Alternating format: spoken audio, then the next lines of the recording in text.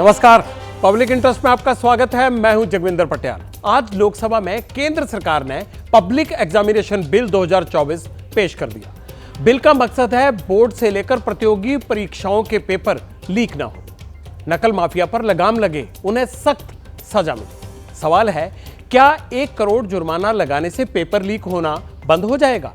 Calling card में आपको बच्चों के भविष्य से जुड़ी ये सबसे बड़ी खबर बताएंगे। आज खबर तो प्रधानमंत्री मोदी का भाषण भी बना। धन्यवाद प्रस्ताव पर चर्चा के दौरान मोदी ने परिवारवाद को लेकर कांग्रेस पर निशाना साधा, नेहरू की स्पीच याद दिलाई, अब की बार 400 पार वाली बात भी दोहराई। सिग्नेचर स्टोरी में प्रधानमंत्री की स्पीच के मेन पॉइंट्स बताएंगे आपको। पॉइंट्स तो आज चिंपई सरकार को भी मिले। 10/10 फ्लोर टेस्ट पास कर लिया चिंपई सरकार ने झारखंड में, लेकिन बिहार में जीतन राम मांझी नीतीश सरकार से नाराज हो गए हैं। अगर मांझी अलायंस से निकले तो नई नवेली सरकार का क्या होगा? फैक्ट फाइंडिंग में यही पता लगाएंगे। पता तो सुप्रीम कोर्ट इस बात का भी लगा रहा है कि चंडीगढ़ में नगर निगम के मेयर के चुनाव में 8 वोट रिजेक्ट क्यों हुए थे। क्या मेयर का चुनाव दोबारा हो सकता है? सुप्रीम कोर्ट ने क्या कुछ कहा, भूलने नहीं देंगे। मैं पब्लिक इंटरेस्ट की खबर का अपडेट आपको बताएंगे।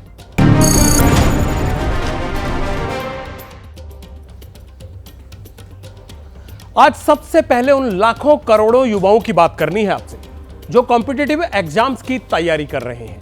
कोई घर बार छोड़कर दिल्ली में कोचिंग ले रहा है, तो कोई सुविधाओं के अभाव में। दिल्ली का मुखर्जी नगर हो या फिर कोटा के हॉस्टल, 5-5 बच्चे एक रूम में रहकर घंटों घंटों पढ़ाई करते हैं। एग्जाम का समय आता है, पेपर भी दे देते हैं और फिर उम्मीद रहती है कि इस बार क्लियर हो जाएगा तो घर वालों के सामने सीना चौड़ा करके जाएंगे, अफसर बन के दिखाएंगे उनको। लेकिन चिंता की बात यह है कि पिछले कुछ सालों में इन कैंडिडेट्स की मेहनत को पेपर लीक का ग्रहण लगातार लगता जा रहा है, लगातार बढ़ता जा रहा है। एग्जाम सेंटर्स पहुंचते हैं तो पता चलता है पेपर लीक हो गया। कई बार परीक्षा देने के बाद भी रद्द हो जाती है और छात्रों के पास सिवाय मायूसी के कुछ नहीं बचता। पिछले कुछ सालों में पेपर लीक वाली समस्या हमारे देश में बहुत बढ़ गई है। यह बात केंद्र सरकार को भी मालूम है। इसीलिए आज पेपर लीक पर रोक लगाने के लिए नया कदम उठाया गया। यह कदम क्या है? संसद में आज क्या हुआ? पब्लिक इंटरेस्ट में यह रिपोर्ट हर माता पिता को जरूर देखनी चाहिए।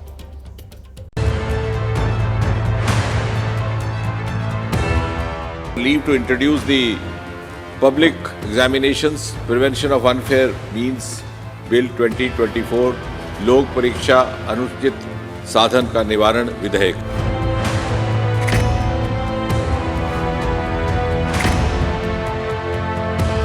सुनो सुनो सुनो, नौजवानों के भविष्य से खिलवाड़ करने वालों सुनो। पेपर लीक करने वाले पर्चेबाज, स्पेशल 26 वाले मास्टरमाइंड सभी सुन लें। नकल कराने वाले सर्किट मुन्ना भाई और नौकरियों का झांसा देने वाले भी कान खोलकर सुनो।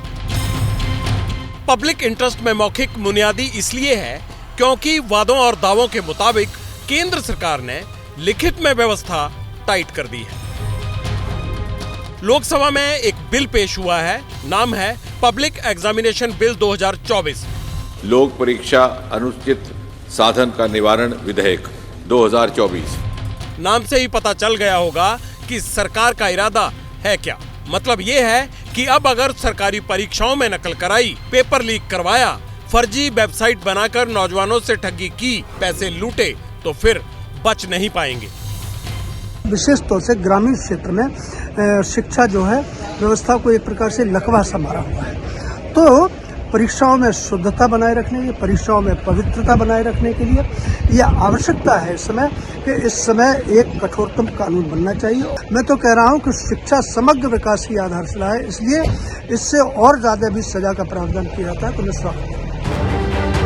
केंद्र में बीजेपी की सरकार है और पार्टी के सांसद खुद मानते हैं कि शिक्षा व्यवस्था चरमराई हुई है, सिस्टम को लकवा मारा हुआ है, इसीलिए जरूरी था सख्ती करना। माननीय जी, हम भी पहल का स्वागत करते हैं, लेकिन सवाल है, क्या सिर्फ सख्ती से ही सब कुछ नॉर्मल हो जाएगा? जिस तरह चुनाव आयोग फ्री एंड फेयर इलेक्शन की बात करता है, क्या वाकई कॉम्पिटिटिव एग्जाम की तैयारी करने वालों को फ्री एंड फेयर एग्जाम मिलेगा?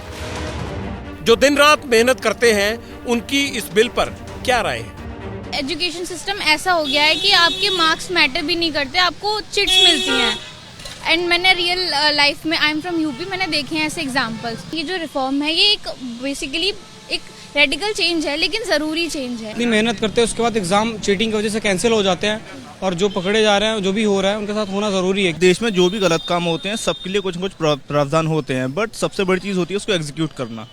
जब तक कि उसको एग्जीक्यूशन में नहीं लाएंगे ये चीज़ नहीं सुधरेगी, और इसके लिए हम सबको भी एक कलेक्टिव रिस्पॉन्सिबिलिटी लेनी होगी कि हम भी उस चीज़ का पार्ट ना बने। यानी बात कुल मिलाकर नियत की है। नियत सही होगी तो फिर नौजवानों का हक कोई मार नहीं सकेगा। बहरहाल इस विधेयक में और क्या खास बातें हैं ये समझना बहुत जरूरी है। इस बिल के दायरे में UPSC, SSB, RRB, banking, NEET, JEE, SCT और केंद्रीय विद्यालयों के दाखिले में होने वाली सभी परीक्षाएं आएंगी। सामूहिक तौर पर नकल करवाना या पर्चा लीक करना गैर जमानती अपराध माना जाएगा। अगर कोई नकल करता पकड़ा गया तो उसे कम से कम 3 साल की सजा और 10 लाख जुर्माने का प्रावधान है। जिस संगठित गिरोह ने नकल करवाई या पेपर लीक किया और जांच में ये साबित भी हो गया तो फिर 1 करोड़ का जुर्माना और 10 साल की कैद हो सकती है।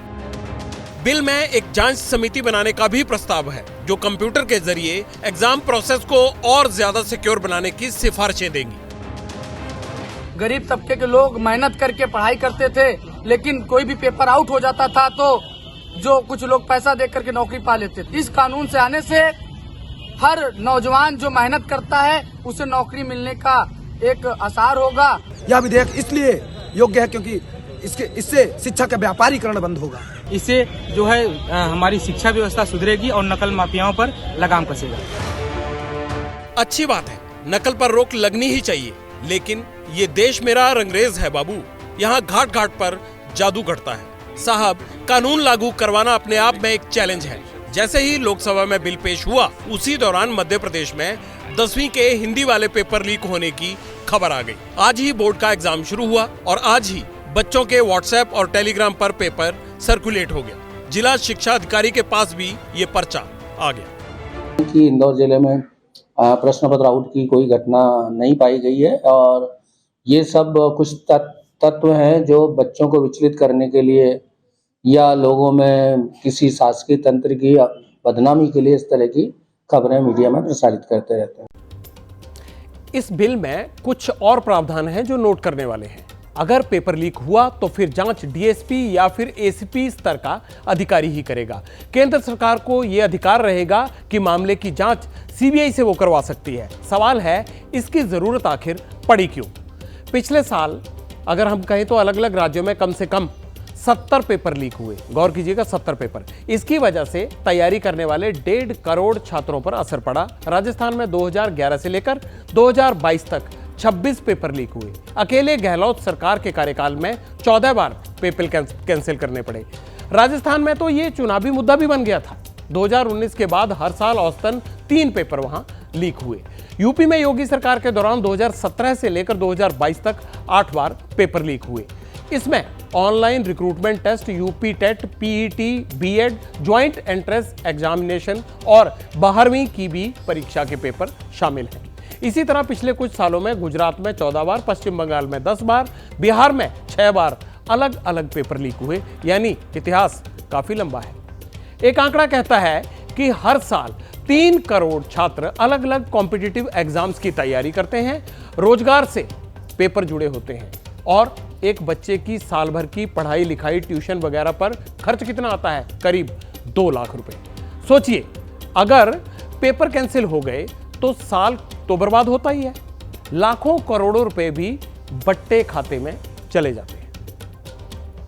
दिन रात मेहनत करते हैं और पता चलता है कि बाद में पेपर लीक हो गया, तो हम स्वागत योग कर रहे हैं इस फैसले को। ये बहुत पहले आ जाना चाहिए, लेकिन इसको एकदम कड़ाई से लागू किया जाए और डाउन टू अर्थ लाया जाए इसको। सरकार टाइट नहीं है, बस इतना ही कहेंगे। चाहे किसी भी डिपार्टमेंट का एग्ज़ाम हो, छोटा हो बड़ा हो, 1 करोड़ बहुत बड़ी रकम है, एक अठन्नी नहीं आने वाला है। सबसे पहली बात ये है कि उस पेपर लीक हुआ, ठीक है, पेपर लीक हुआ, वहाँ पर कौन था? उसको हैंडल करने वाला कौन था? कोई अधिकारी ही रहा होगा ना। पहले उस पर कार्रवाई हो। खिलवाड़ कर रहे उस पर कार्रवाई करना जरूरी है। यहाँ मेन दिक्कत रकम आप कितना दंड दे रहे हैं उस पर नहीं है, आप जो एग्ज़ाम का प्रोसेस है उस प्रोसेस पे आप ध्यान दीजिए, क्योंकि पेपर लीक तो सरकार के अंदर ही होता है ना। अब ये तो नहीं है कि छात्र जाकर लीक कर देता है। देश में आजकल एक फिल्म की बड़ी चर्चा है जिसका नाम है 12वीं फेल।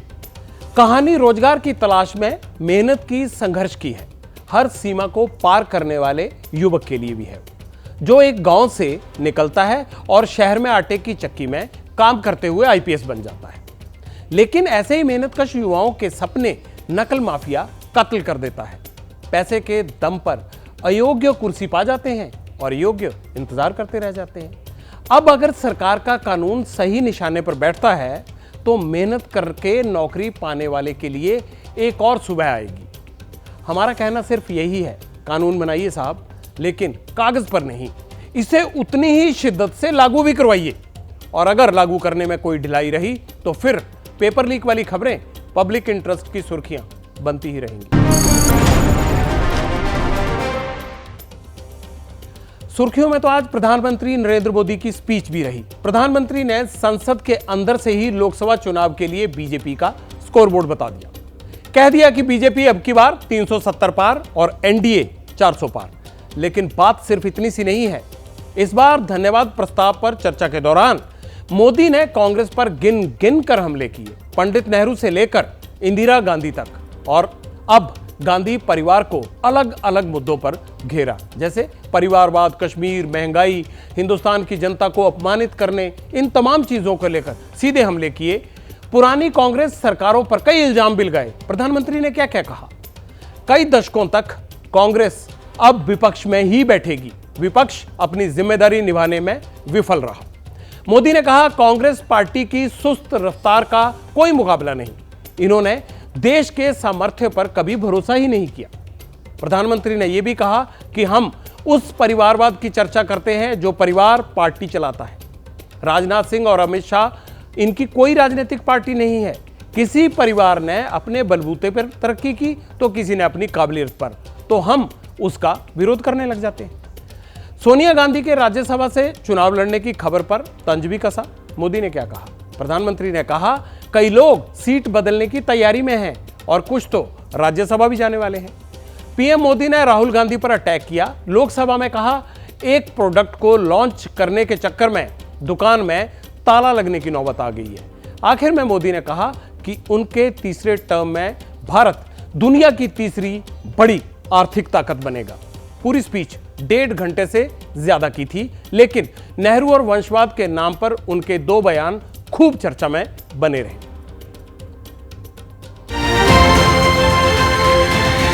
यानी नेहरू जी की भारतीयों के प्रति सोच थी कि भारतीय आलसी है। नेहरू जी की भारतीयों के लिए सोच थी कि भारतीय कम अक्ल के लोग होते हैं। और आदरणीय अध्यक्ष जी, इंदिरा जी की सोच भी उससे ज्यादा अलग नहीं थी। इंदिरा जी ने जो लाल किले से 15 अगस्त को कहा था, दुर्भाग्यवश हमारी आदत ये है कि जब कोई शुभ काम पूरा होने को होता है तो हम आत्मतुष्टि की भावना से ग्रस्त हो जाते हैं, और जब कोई कठिनाई आ जाती है तो हम ना उम्मीद हो जाते हैं।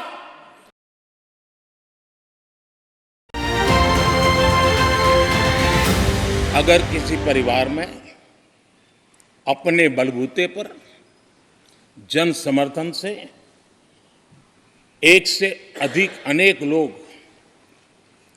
अगर राजनीतिक क्षेत्र में भी प्रगति करते हैं, उसको हमने कभी परिवारवाद नहीं कहा है। हम परिवारवाद की चर्चा वो करते हैं जो पार्टी परिवार चलाता है, जो पार्टी परिवार के लोगों को प्राथमिकता देती है, जो पार्टी के सारे निर्णय परिवार के लोग ही करते हैं, वो परिवारवाद है। न राजनाथ जी की कोई पॉलिटिकल पार्टी है, न अमित शाह की कोई पॉलिटिकल पार्टी है। और इसलिए जहां एक परिवार को पार्टियां लिखी जाती हैं, वो लोकतंत्र में उचित नहीं है।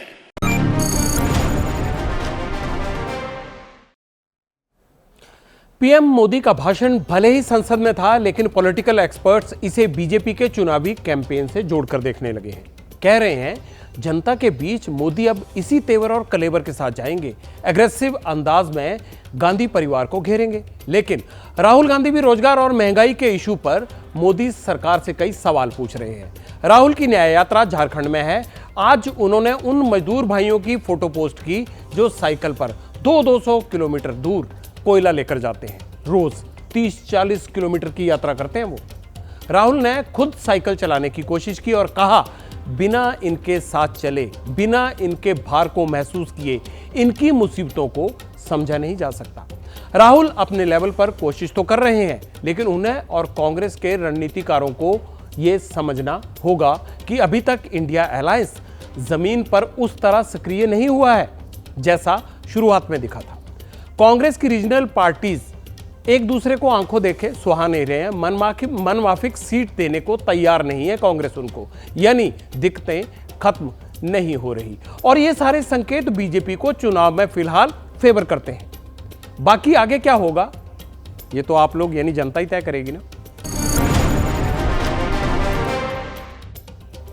चंडीगढ़ मेयर चुनाव में जिस पीठासीन अधिकारी अनिल मसीह ने मतगणना के दौरान अपनी बाजीगरी की बदौलत मेयर चुनाव की बाजी पलट दी थी, उस पीठासीन अधिकारी अनिल मसीह को देश की सबसे बड़ी अदालत से फटकार पड़ी है। चीफ जस्टिस DY चंद्रचूड़ की अगुवाई वाली 3 सदस्यों की बेंच ने चंडीगढ़ मेयर चुनाव के खिलाफ दाखिल याचिका पर सुनवाई की। आज ये सुनवाई हुई। सुनवाई के दौरान सुप्रीम कोर्ट ने मेयर चुनाव की वोटिंग के दौरान अनिल मसीह के कामकाज के तरीके पर ही सवाल खड़े कर दिए। सुप्रीम कोर्ट ने बेहद तल्ख टिप्पणी की। क्या इसी तरह चुनाव का आयोजन होता है, ये पूछा। सुप्रीम कोर्ट ने और क्या कहा, यह कहा कि पीठासीन अधिकारी ने ही मतपत्र नष्ट किए क्या। चंडीगढ़ में वोटों की गिनती के दौरान जो हुआ उसे सुप्रीम कोर्ट ने लोकतंत्र का मजाक बताया और इसे लोकतंत्र की हत्या बताते हुए कहा कि हम लोकतंत्र की हत्या यूं करने की इजाजत नहीं देंगे। सुप्रीम कोर्ट ने यह भी कहा कि पीठासीन अधिकारी पर मुकदमा चलना चाहिए।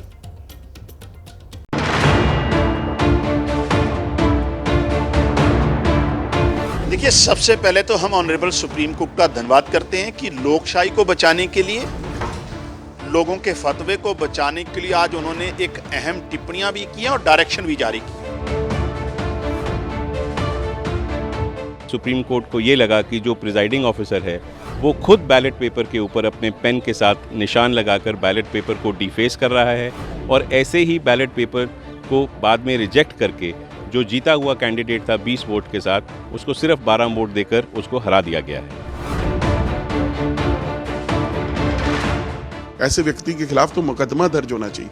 मैं समझता हूं कि सुप्रीम कोर्ट ने न्याय किया है। सुप्रीम कोर्ट ने इस मैटर को समझा है, मामले की गंभीरता को समझते हुए सही फैसला जो उन्होंने, सही ऑब्जर्वेशन उन्होंने दिया है। और हमें उम्मीद है कि अगले सोमवार को जब ये मामला लगेगा तो पूरा दूध का दूध और पानी का पानी कर दिया जाएगा और चंडीगढ़ में दोबारा से मेयर चुनाव होगा। आज देश की सर्वोच्च अदालत ने ये टिप्पणियां की हैं कि देश के लोकतंत्र का इस इलेक्शन में मर्डर हुआ है, कत्ल हुआ है। सो मैं समझता हूं आज बीजेपी को नाक डुबो के मर जाना चाहिए। टीवी के ऊपर, टीवी के माध्यम से जो सरेआम दिख रहा है अभी लाइव होकर वो कैसे टिक मार कर रहा है। और उस टाइम हम बोले भी हैं प्रोसीडिंग ऑफिसर को भी और वहाँ पर जो भी अधिकारी बैठे थे कि जो कर रहे हैं गलत कर रहे हैं, हमारी 8 वोट इनवैलिड करार कर रहे हैं और ये खुद ही निशान लगा रहे हैं जो कि वो कैमरे में कैप्चर हो चुका था।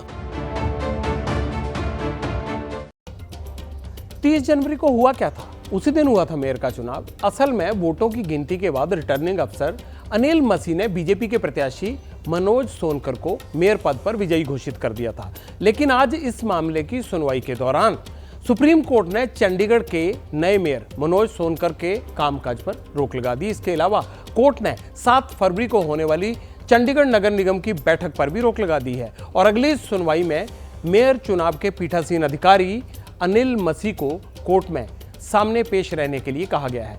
मसीह ने चंडीगढ़ नगर निगम मेयर के चुनाव में 8 वोटों को अमान्य घोषित कर दिया था, जिसके बाद 20 वोट पाने वाले आप और कांग्रेस के प्रत्याशी 12 वोट पर आ गए थे और 16 वोट पाने वाले बीजेपी के प्रत्याशी चुनाव जीत गए थे, उनकी जीत हो गई थी।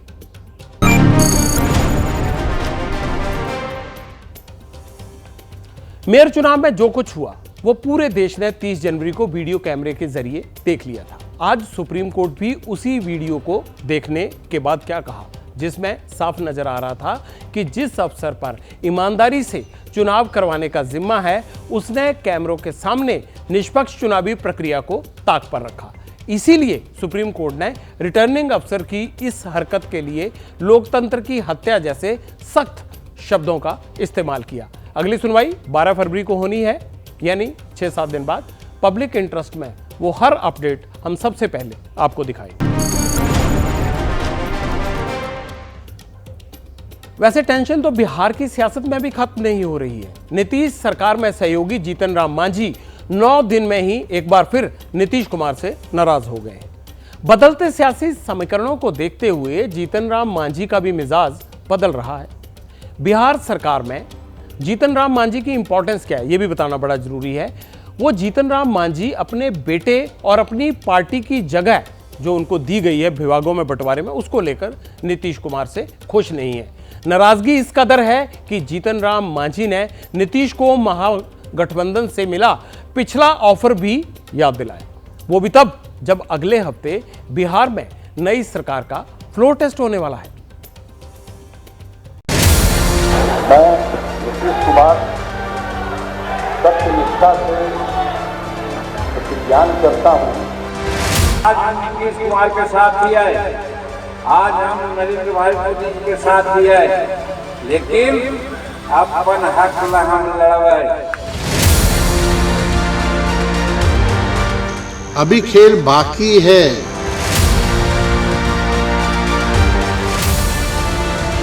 पाला बदलकर 9वीं बार सीएम बन चुके नीतीश कुमार को फ्लोर टेस्ट से ठीक पहले एनडीए के सहयोगी और हिंदुस्तान आवाम मोर्चा के अध्यक्ष जीतन राम मांझी ने झटका दिया है। जीतन मांझी जो संतोष मांझी के बेटे बाप हलाई, ओकरो अनुसूचित जाति कल्याण विभाग और वो मंत्री बनले तो ओकरो अनुसूचित जाति कल्याण विभाग का हमनी के खाली यही विभाग है। सड़क बनावे के, पुल पुलिया बनावे के, घर बनावे के, ये सब के विभाग हमनी के ना है का? ये लगनी दुख है हमरो। नीतीश कुमार जी के सोचे के चाहती है कि बतावा 1984 से जब तक हम रहली 2013 तक कल्याण विभाग, शेड्यूल कास्ट कल्याण विभाग, शेड्यूल कास्ट कल्याण विभाग। फ्लोर टेस्ट से मांझी ने मलाईदार विभाग ही नहीं बल्कि एक और मंत्री पद की भी डिमांड रख दी है। यानी बिहार में फ्लोर टेस्ट से पहले मोलभाव के मूड में आ चुके हैं मांझी। एक की बजाय 2 मंत्री पद और बेटे संतोष सुमन का विभाग बदलने की मांग कर दी है। एक व्यक्ति 5-7 को विभाग लेकर बैठ जाता है। बिहार का इतना सारा काम है, हमको तो नहीं लगता है कि अच्छा से संभाल पाता होगा। इसलिए 1-2 विभाग बहुत है, 2 विभाग से बेसी किसी को रखना ही नहीं चाहिए और लोगों को मौका दे करके बेहतर विकास करना चाहिए। ये मेरा मानना है। हर विभाग अभी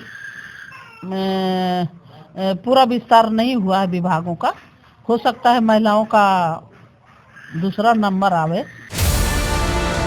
अब सवाल है कि क्या मांझी की मांग पूरी होगी और नहीं हुई तो वो पाला बदल सकते हैं। इसके आसार फिलहाल तो नहीं दिख रहे हैं। विधानसभा में 243 सीट है, बहुमत का आंकड़ा 122 है और नीतीश के पास 128 विधायकों का समर्थन है, जबकि महागठबंधन के पास 114 विधायक हैं। AIMIM का एक किसी के साथ नहीं है। एनडीए में बीजेपी के 78, जेडीयू के 45, मांझी की HAM के 4 और 1 निर्दलीय विधायक मिलाकर कुल 128 विधायक हैं, यानी बहुमत से 6 ज्यादा। ऐसे में अगर मांझी एनडीए छोड़ भी देते हैं तो नीतीश सरकार को बहुमत साबित करने में कोई दिक्कत नहीं होगी, जबकि आरजेडी के 79, कांग्रेस के 19, लेफ्ट के 16 विधायकों को मिलाकर महागठबंधन के कुल 114 विधायक हैं। अगर मांझी गठबंधन में शामिल होते हैं तो ये आंकड़ा 114 से बढ़कर 118 हो जाएगा, लेकिन तब भी सरकार बनाने के लिए 4 विधायक कम पड़ेंगे। यानी मांझी अगर पाला बदल भी ले तो पलड़ा नीतीश कुमार का ही भारी दिख रहा है और कांग्रेस को डर सता रहा है कि फ्लोर टेस्ट से पहले वो एनडीए के पक्ष में और ना झुक जाएं। इसीलिए कांग्रेस ने अपने विधायकों के तेलंगाना जाने से बिहार का सियासी माहौल गरमा दिया है। कांग्रेस को डर है कि फ्लोर टेस्ट से पहले जेडीयू और बीजेपी उसके विधायकों को तोड़ सकती है, लेकिन बीजेपी और जेडीयू का कहना है कि कांग्रेस का ये डर बेबुनियाद है। कांग्रेस को तोड़ने की कोशिश कर रहे हैं आप लोग, नहीं टूटेगी। मेरा भारतीय जनता पार्टी और एनडीए से आग्रह है कि लोकतंत्र पर विश्वास करना सीखिए। ये डर उनमें है ना भाई, बहुमत हमें साबित करना है। अपने विधायकों को हमको रोकना चाहिए। हमारे विधायक यहाँ मुस्तैदी से डटे हुए। भाग कौन रहा है? भाग राहुल भाग, उधर भाग कांग्रेसी भाग। पटना में बहुमत साबित करना, हैदराबाद में छुट्टी मना रहे हैं। जीतन राम मांझी और नीतीश कुमार 4 दशक से सक्रिय राजनीति में एक साथ रहे हैं। 2014 तक मांझी की गिनती नीतीश कुमार के भरोसेमंद लोगों में होती थी, लेकिन नीतीश से अलग होने के बाद जीतन राम मांझी बिहार की राजनीति में अपनी अलग और मजबूत भूमिका की तलाश में लगे हुए हैं। बेटे के लिए अच्छा विभाग तो सिर्फ बहाना भर है। नीतीश की संगत में रहे मांझी भी अब हवा का रुख भांपने वाली सियासत के माहिर हो गए हैं। इसीलिए सरकार बनने से पहले 4 विधायक होने के बावजूद 2 मंत्री पद मांग लिए और अब फ्लोर टेस्ट से पहले अपनी डिमांड बढ़ा दी है। सवाल है, नीतीश मांझी की मांग पर क्या फैसला लेंगे? बिहार की राजनीति के सारे अपडेट आपको सबसे पहले बताएंगे। अब पब्लिक के सबसे बड़े इंटरेस्ट पेटीएम की बात करनी जरूरी है। आप जानते हैं ना, पेटीएम संकट में है। पेटीएम पेमेंट बैंक पर आरबीआई द्वारा लगाई गई पाबंदी के बाद पेटीएम बैंक के ग्राहक और पेटीएम शेयर में पूंजी लगाने वाले जितने भी लोग हैं, लाखों लोग, वो परेशान हैं। टेंशन तो पेटीएम पेमेंट बैंक के कर्मचारियों को भी है। पब्लिक इंटरेस्ट में एक एक पहलू को छुएंगे, सबकी बात आपसे साझी करेंगे। लेकिन पहले पेटीएम मसले पर शुरू हुई राजनीति की बात कर लेते हैं। पेटीएम पर मनी लॉन्ड्रिंग जैसे गंभीर आरोप लग रहे हैं। आज कांग्रेस ने पेटीएम के बहाने केंद्र सरकार पर जमकर निशाना साधा। कांग्रेस ने आरोप लगाया, पेटीएम के 35 करोड़ वॉलेट में से 31 करोड़ निष्क्रिय हैं। एक पैन कार्ड से हजारों बैंक खाते लिंक किए गए। ये सब हुआ कैसे? कांग्रेस ने पूछा, पेटीएम को कौन बचा रहा है? क्या ईडी पेटीएम पर एक्शन लेगी?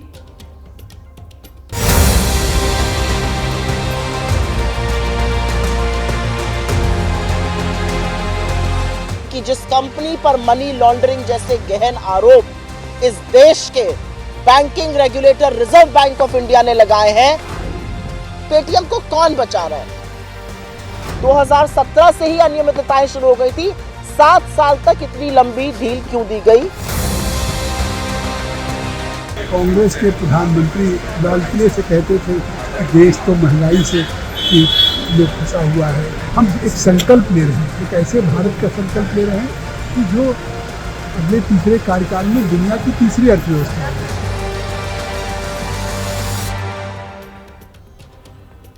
पेटीएम को लेकर मार्केट में तमाम तरह के सवाल हैं। कंपनी को कितना नुकसान हो चुका है? पेटीएम बैंक के कर्मचारियों का अब क्या होगा? क्या जॉब चली जाएगी उनकी? एम्प्लॉय को शंका तो खुद पेटीएम के फाउंडर और सीईओ विजय शेखर शर्मा ने दूर करनी थी, इसलिए उन्होंने कोशिश भी पूरी की। विजय शेखर शर्मा ने एक वर्चुअल टाउन हॉल किया। 1 घंटे चले इस टाउन हॉल में करीब 900 कर्मचारी मौजूद रहे। पेटीएम फाउंडर विजय शेखर शर्मा ने पूछा उन्होंने सबने कि आखिर गलती क्या हुई कंपनी से। विजय शेखर ने कहा, आरबीआई ने जरूर कुछ गलत देखा होगा, लेकिन आरबीआई ने हमें इसकी जानकारी नहीं दी। गलत क्या हुआ इसको लेकर भी हम आश्वस्त नहीं हैं। सवाल था, अगला सवाल यानी क्या दुकानदारों के क्यूआर कोड बदले जाएंगे? इस पर कंपनी के chief operating officer Bhavesh Gupta ने जवाब दिया। उन्होंने क्या कहा? उन्होंने कहा क्यूआर कोड बदले जाएंगे, दूसरे बैंक्स के साथ क्यूआर कोड लिंक किया जाएगा। देश में 40 मिलियन मर्चेंट ऐसे हैं जो यूपीआई का इस्तेमाल करते हैं। बड़े स्तर पर पेटीएम से जुड़े मर्चेंट का माइग्रेशन होगा। विजय शेखर ने बताया कि पेटीएम दूसरे बैंक्स के साथ काम करता रहेगा। कई बड़े बैंक्स ने उनके साथ संपर्क भी किया है। कंपनी के नोडल अकाउंट्स को बड़े बैंक में ट्रांसफर करने की कोशिश की जा रही है, यह भी विजय शेखर ने बताया। और क्या कहा उन्होंने कहा कंपनी का कुल खर्चा ब्याज और डेप्रीसिएशन में 300 से 500 करोड़ रुपए का घाटा होने का अनुमान है, फिर भी किसी स्टाफ मेंबर की छंटनी नहीं होगी। आज शेयर बाजार में पेटीएम निवेशकों को फिर भारी नुकसान हुआ। पेटीएम का शेयर 10% तक गिरा, इसकी कीमत 438 रुपए रह गई है। सवाल है पेटीएम के शेयर में डाउनफॉल कब तक जारी रहेगा? निवेशकों को आगे क्या कदम उठाना चाहिए? 31 जनवरी 2024 के दिन आरबीआई द्वारा पेटीएम के ऑपरेशन को प्रतिबंधित करने के केवल 5 दिनों में पेटीएम के शेयर में 57% की गिरावट आई है और निवेशकों को करीब 20,000 करोड़ का नुकसान हुआ है। अगर कंप्लायंस का उल्लंघन हुआ भी है तो क्या कोई ऐसी वैकल्पिक व्यवस्था नहीं थी कि जिससे पेटीएम के कारोबार को कुछ हद तक बरकरार रखते हुए उसके कार्य प्रणाली के जिस क्षेत्र में यह कंप्लायंस का उल्लंघन हुआ है उसी को प्रतिबंधित किया जाता है। आरबीआई को ऐसी तत्परता पीएसयू बैंक के बढ़ते एनपीए और कंप्लायंस वायलेशन में भी दिखानी चाहिए।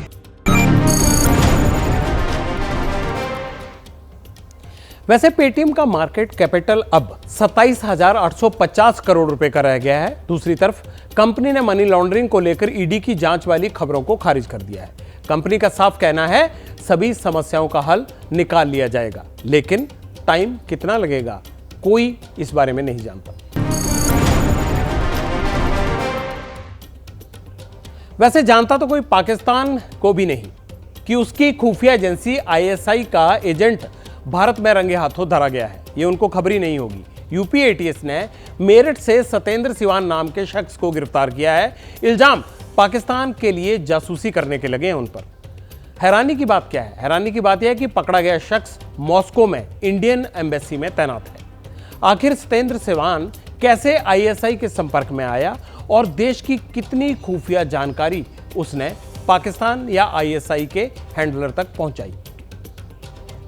रौबदार लेकिन शांत चेहरा, ये फाइल फोटो पाकिस्तान के उस मोहरे की है जो खाता तो हिंदुस्तान का है लेकिन गाता पाकिस्तान।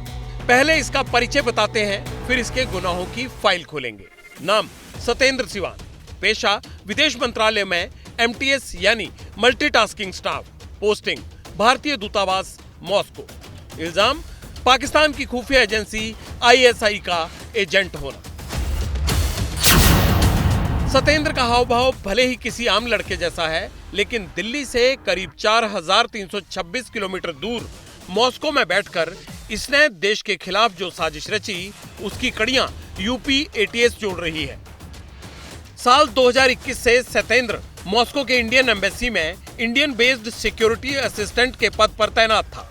यूपी एटीएस को इनपुट मिला कि आईएसआई के हैंडलर हनी ट्रैप में फंसाकर विदेश मंत्रालय के कर्मचारियों को बहला फुसला रहे हैं और मोटी रकम का लालच देकर उनसे भारत के खिलाफ जासूसी या फिर जानकारियां हासिल करने की कोशिश कर रहे हैं। इस इनपुट पर जब यूपी एटीएस ने छानबीन की तो पता चला कि सतेंद्र सिवाल ने पाकिस्तान की खुफिया एजेंसी आईएसआई को कई अहम जानकारियां दी हैं और इसकी एवज में उसके अकाउंट में रकम भी क्रेडिट हुई। पिछले कई महीनों से सतेंद्र यूपी एटीएस और सुरक्षा एजेंसियों के सर्विलांस पर था। सतेंद्र के खिलाफ जब पुख्ता सबूत मिले तो फिर कसा उस पर कानून का शिकंजा। तारीख 3 जनवरी दिन शनिवार यूपी एटीएस की टीम मेरठ पहुंची। सवालों की लिस्ट तैयार थी। सतेंद्र को हापुड़ से मेरठ बुलाया गया। सामने बिठाकर यूपी एटीएस के अफसरों ने सतेंद्र से क्या क्या सवाल पूछे ये जानिए। पहला सवाल, वो कब से पाकिस्तान की खुफिया एजेंसी के लिए काम कर रहा था। दूसरा सवाल, सतेंद्र आईएसआई के संपर्क में कैसे आया। तीसरा सवाल, आईएसआई को अब तक देश की क्या क्या खुफिया जानकारियां दी। चौथा सवाल, वो लड़की कौन है जिसके जाल में फंसकर सतेंद्र इंफॉर्मेशन दे रहा था। पांचवा सवाल, मॉस्को के अलावा देश में उसके और कितने साथी हैं। यूपी एटीएस के अफसरों ने सतेंद्र से जितने भी सवाल पूछे वो पहले तो उनका घुमा फिरा कर जवाब देता रहा, लेकिन जब सख्ती से पूछताछ की तो सतेंद्र ने अपना गुनाह कबूल कर लिया और माना कि वो आईएसआई के लिए जासूसी कर रहा था। सतेंद्र गुमराह कैसे हुआ और कैसे आईएसआई के मकड़जाल में फंसा, इसकी कहानी रूस की राजधानी मॉस्को से ही शुरू हुई। इंडियन एम्बेसी में बैठकर सतेंद्र सोशल मीडिया पर एक्टिव रहता था। इसी दौरान फेसबुक पर उसकी मुलाकात पाकिस्तानी की खुफिया एजेंसी ISI की एजेंट पूजा के साथ हुई। पूजा ISI के हनी ट्रैप का मोहरा थी, जिसने फेक आईडी से सतेंद्र से चैटिंग शुरू की। बात नहीं बनी तो मैसेंजर और व्हाट्सएप पर सतेंद्र को अप्रोच किया। दोनों के बीच व्हाट्सएप के जरिए फोन पर भी बात होने लगी। पूजा ने सतेंद्र से भारतीय सेना से जुड़ी अहम जानकारियां मांगी। दावा ये किया कि वो हिंदुस्तान पर रिसर्च कर रही है।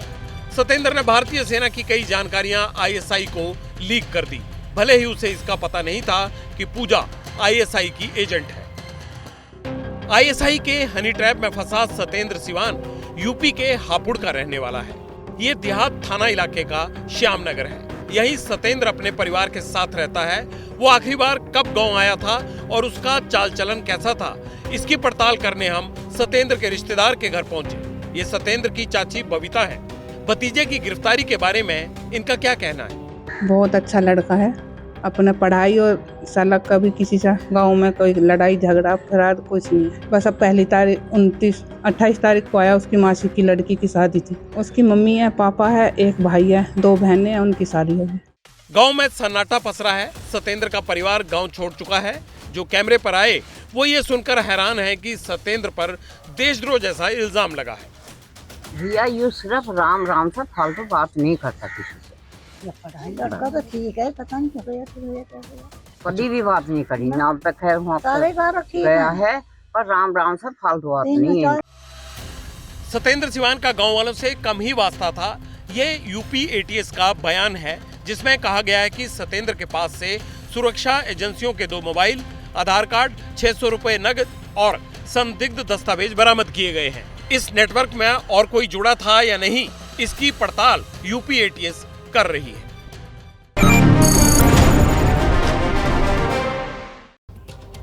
बात 2016 की है। पठानकोट एयरबेस पर आतंकी हमला हुआ। 80 घंटे ऑपरेशन चला था। 7 जवानों की शहादत हुई। इसी हमले के बाद डिफेंस मिनिस्ट्री ने गाइडलाइंस जारी की थी। इंडियन आर्मी, नेवी या एयरफोर्स को साफ साफ कहा गया था, चाहे कोई भी जवान हो या फिर अफसर, सोशल मीडिया का इस्तेमाल करते वक्त सावधानी बरतेंगे। लेकिन फिर भी अफसर हनी ट्रैप में फंस जाते हैं। ऐसे में गाइडलाइंस नहीं, कड़ा नियम होना चाहिए, जिससे सबकी जवाबदेही तय हो, ताकि हनी ट्रैप वाले जाल में ना जवान फंसे और ना ही कोई अफसर, ना देश की कोई जानकारी लीक हो। बात वादियों की कर लेते हैं। जम्मू कश्मीर वैसे तो अपनी खूबसूरती के लिए हमेशा चर्चा में रहता है, लेकिन आज देश में जम्मू कश्मीर की 2 जुड़वा बहनों की जोरदार चर्चा है। कौन है ये दोनों बेटियां? दोनों बहनों ने इंटरनेट की दुनिया में ऐसा क्या कर दिया कि सोशल मीडिया पर हर कोई इनका फैन हो गया?